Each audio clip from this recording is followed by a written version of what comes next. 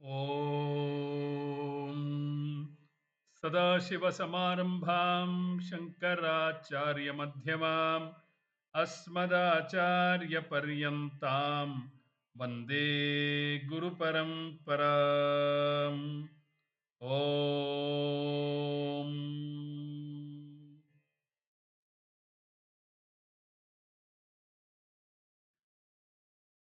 Namaste, all of you.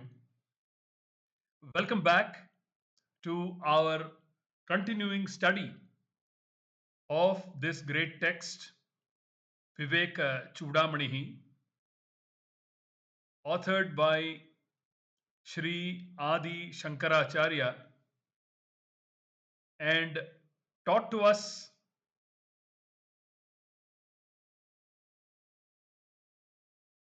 consistently, systematically, patiently, lovingly, compassionately. I am at a loss for adjectives by our dear and loving Guru Swami Paramarthananda.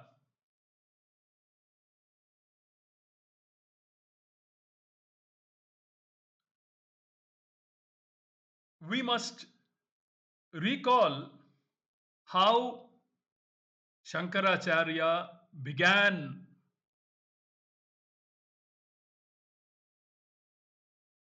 composing this famous treatise of his. Shankaracharya began by offering his namaskaras to his Acharya Govinda Bhagavat Padacharya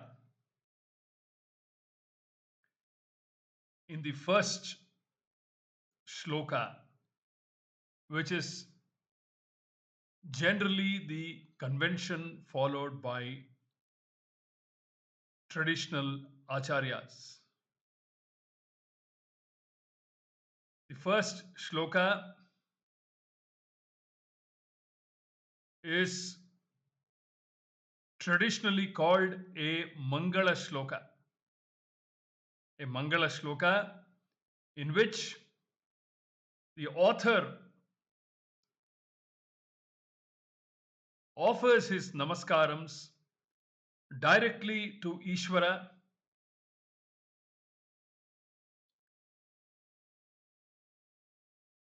or indirectly to his Guru, who is none other than Ishvara, an incarnation, a representative of Ishvara.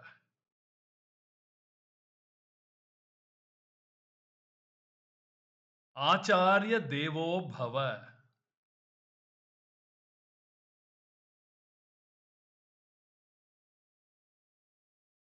Gurur Brahma, Gurur Vishnu, Gurur Devo Maheshwara.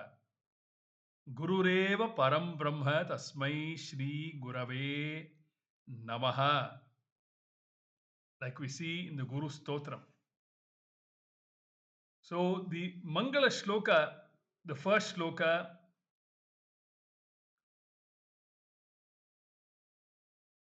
is generally dedicated to either Ishvara directly or to one's Guru,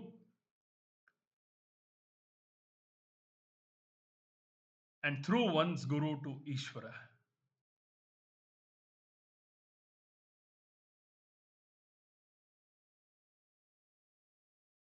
A classic example of Ishvara Namaskara can be seen in Sri Bhartrahari's Vairagya Shatakam.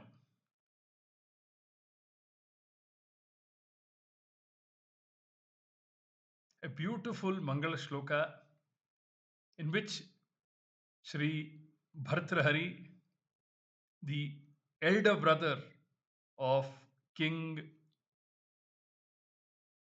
of Emperor Vikramaditya of Ujjain,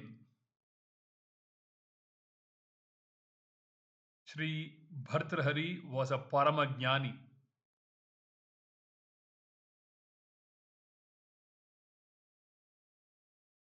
I love this Mangala Shloka.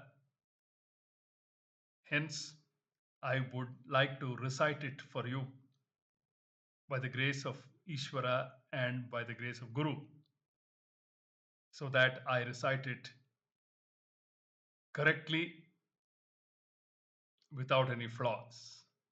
Let me try.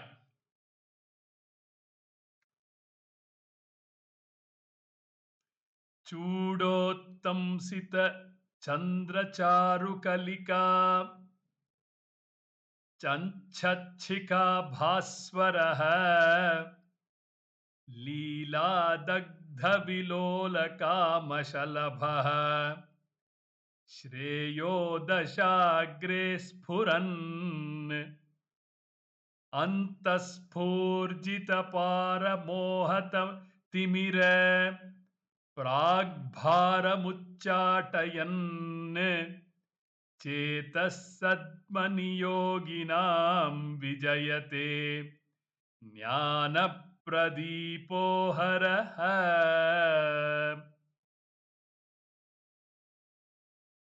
Bhartrhari extols Lord Shiva's exploits and Lord Shiva in the form of Jnana Pradipaha. So that is a Mangala Shloka written by Sri Bhartrhari before he begins composing the Vairagya Shatakam. This is directly on Lord Shiva, composed on Lord Shiva. Here in the Vivekachudamani, Adi Shankaracharya composes a Mangala Shloka on his Guru, Sri Govinda Bhagavat Padacharya, by saying Sarva Vedanta Siddhanta Gocharam Tamagocharam Govindam Paramanandam Sadgurum Pranatosmyaham. Govindam Paramanandam Sadgurum Pranatosmyaham. Govindam is also the name of Lord Krishna, Ishvara. Since the Guru and Ishvara are inseparable, Guru Namaskara, glorification of one's Guru, is equal to glorifying God. So Adi Shankaracharya begins with a Mangala Shloka, and then Shankaracharya glorifies this rare Manushya Janma, glorifies this rare Manushya Janma. He says Manushya Janma is possible only with enormous amounts of punyam that have been gathered over millions and zillions of human janmas.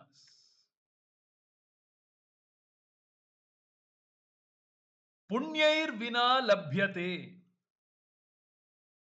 In the second shloka itself, Shankaracharya says that. And then to substantiate that, in the third shloka, Shankaracharya says, without Ishvara's grace, without Daiva Anugraha, that's the word that he uses. Without Ishvara's grace, it is impossible to achieve three things. One is Manushyatvam. Two, the second is Mumukshutvam. And the third and the rarest is Mahapurusha Samshraya, coming under the shelter, under the tutelage of a Shrotriya Brahmanishtha Acharya. So, Punyam of the second shloka can be directly equated to Ishvara Anugraha in the third shloka. Not only does Shankaracharya glorify human Janma, he also criticizes those human beings who, having achieved this rare blessing, not only being born a human being, but also being born in this rich culture.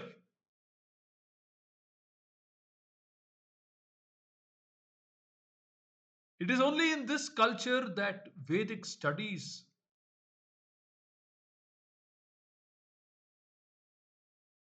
are promoted.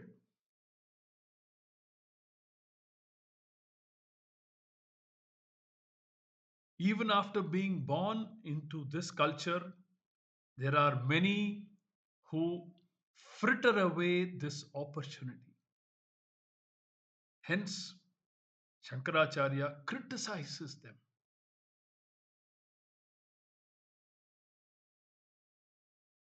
What greater fool can there be who, because of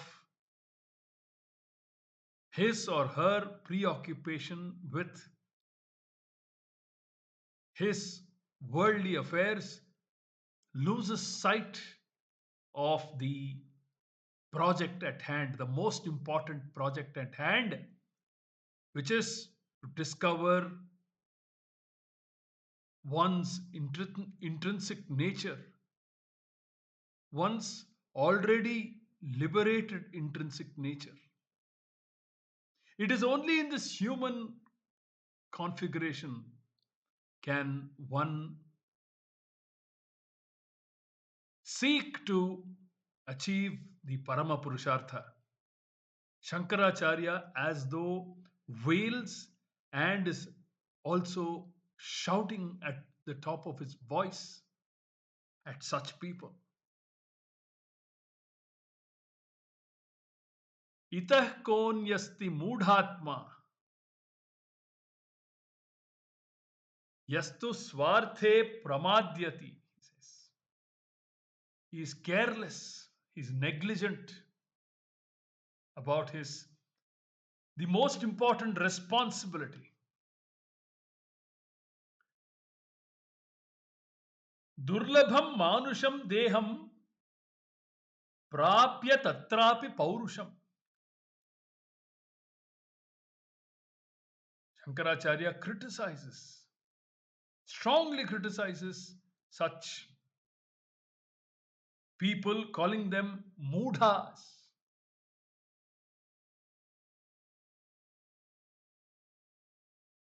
Not with an intention to belittle them, he is only castigating them for being negligent.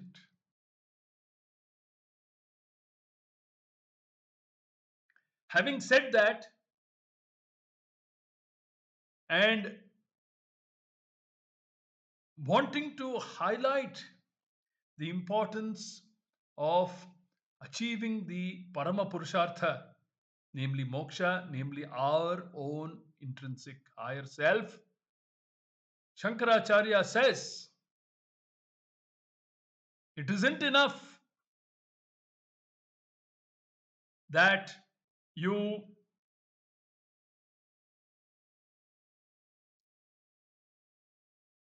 confine yourself to only the Veda Purva Bhaga. Like he says in the sixth shloka, Vadantu Shastrani Yajantu Devataha, Yajantu Devan, Kurvantu Karpani Bhajantu Devataha, Atmaikya Bodhena Vinapi Muktihi Nasiddhyati Brahma Shatantarepi. So Shankaracharya is directly jumping, coming to the point where he says, without Atma Bodha, without knowledge about the Atma, Mukti is not possible. Any amount of karma, any amount of upasana, which is again manasam karma, it is impossible to gain knowledge about oneself through karma and upasana. It is possible only through jnana yoga. Atmaikya bodhena eva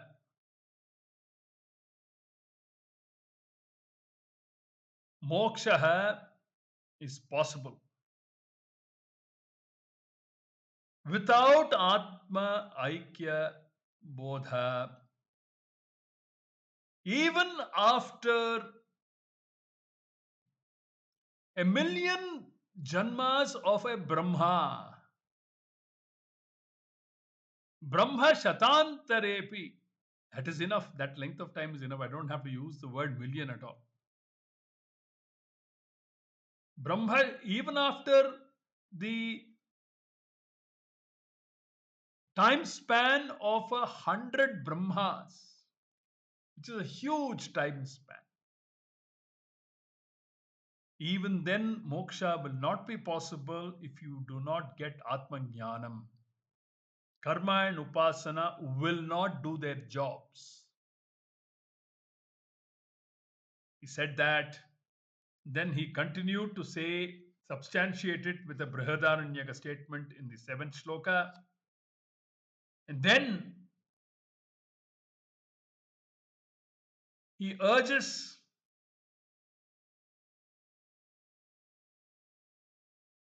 the student to go in search of a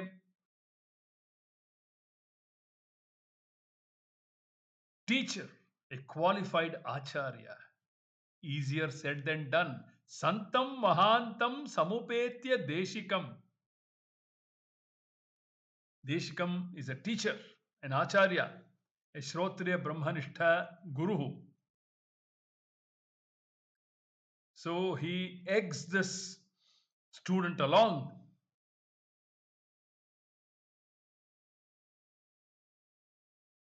to not only qualify himself but also convert the mumukshu in himself to a jigyasu. And then from a jigyasu into a susrushu. Mumukshu is moktum ichu, a person who is desirous for freedom. But it isn't enough to just desire. You have to convert yourself into a jigyasu, meaning Nyatum ichu. A person who is desirous of knowing, of studying. And then from a jigyasu to convert oneself into a susrushu, shrotumichu, into an individual who is desirous of listening, desirous of shravanam, under the guidance of a competent acharya. Mumukshutvam should lead to Jignasutvam, should lead to Susrushutvam. Shankaracharya said this, and then Shankaracharya laid a lot of emphasis on vichara, inquiry. Why inquiry? Because the problem of samsara is caused by ignorance. The problem of shoka, problem of sorrow, is because we have lost sight of our ananda, intrinsic ananda. The medicine, the only medicine for sorrow is discovering our intrinsic ananda swarupa. There's no other solution. Nothing else will work. Everything will only perpetuate ignorance. Karma will perpetuate ignorance. Upasana will perpetuate ignorance. Travel will perpetuate ignorance.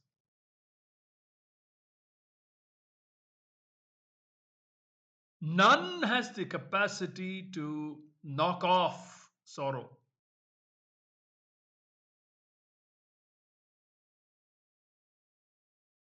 And so, Shankaracharya in the 11th shloka said, Chittasya shuddhaye karma natu vastupalabdhaye vastu siddhir vicharene न किंचित कर्म कोटिभिः न किंचित कर्म कोटिभिः crores of karma will not give you the knowledge of the vastu, that is your and my intrinsic ananda swarupa. Shankaracharya categorically mentions it in the 11th shloka. And then in the 12th and 13th shlokas, Shankaracharya laid a lot of emphasis on Shastra Vichara, aided by a competent Shrotriya Brahmanishtha Guru. The Shastra torchlight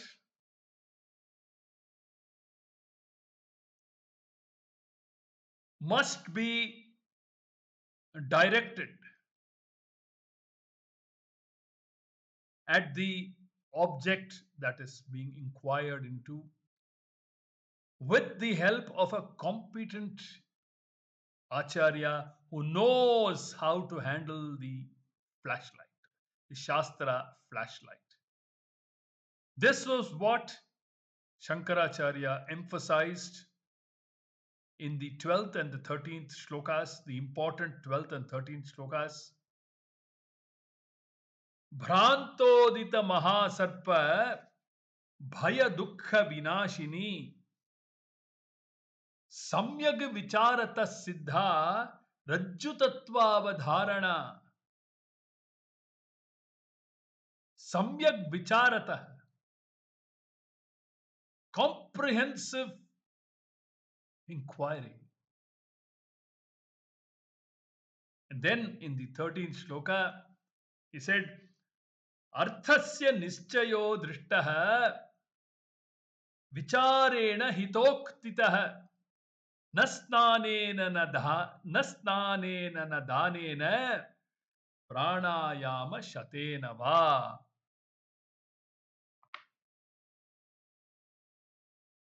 We have reached up to this point in our journey through Vivekachudamani. There's little more to be covered of the 13th shloka, which we will do in the upcoming capsule, and then move on to shloka number 14. Until then, Hari Om.